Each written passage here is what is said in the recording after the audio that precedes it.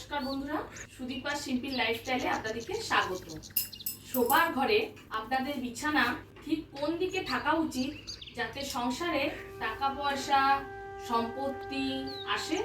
বাস্তু পরামর্শ মতে আমাদের এই সংক্রান্ত পরামর্শ দেওয়া হচ্ছে যে কোনো সংসারের সুখ এবং সমৃদ্ধি একাধিক বাস্তু সংক্রান্ত নিয়মের ওপর নির্ভর করে। বাস্তুশাস্ত্রে এমন কিছু নিয়ম রয়েছে যা আমাদের ভবিষ্যৎকে নানাভাবে প্রভাবিত করে।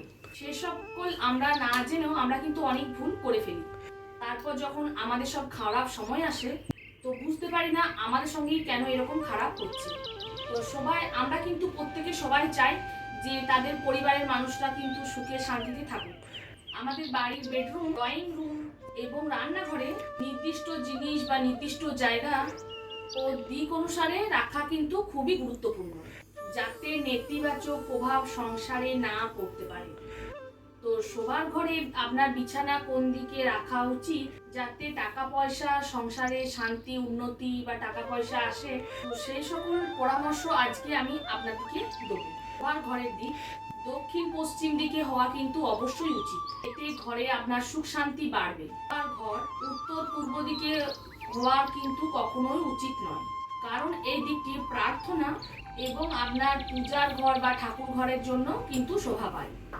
এছাড়া আপনার শোবার ঘর কিন্তু কখনো দক্ষিণ পূর্ব দিকে হওয়া সম্ভব নয়। এটি হলো অগ্নিকোণ। এই দিকে যদি আপনার বেডরুম থাকে, তাহলে আপনাদের বাড়িতে কিন্তু ঝগড়া ঝাঁটি ঝুট ঝামেলা কিন্তু হয়েই থাকবে।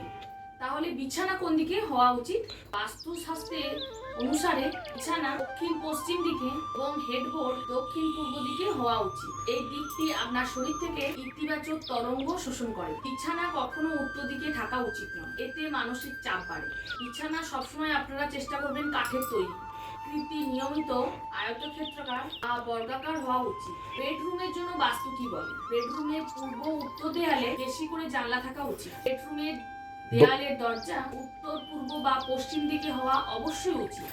বেডরুমের দরজাটি 90 ডিগ্রি কোণে খোলা উচিত। বিছানার সামনে আয়না রাখা কখনো উচিত না। বেডরুমের অভ্যন্তরীণ রঙগুলিও ইতিবাচক শক্তি এবং ভালো ভাইব দেয়। এর মধ্যে আপনারা পাবেন হলুদ, সবুজ, সাদা, নীল প্রভৃতি রং শান্তির এবং সুখের অনুভূতি দেয়। তো আজকের ভিডিও আমি এখানে শেষ করছি। দেখা হচ্ছে নেক্সট ভিডিওতে।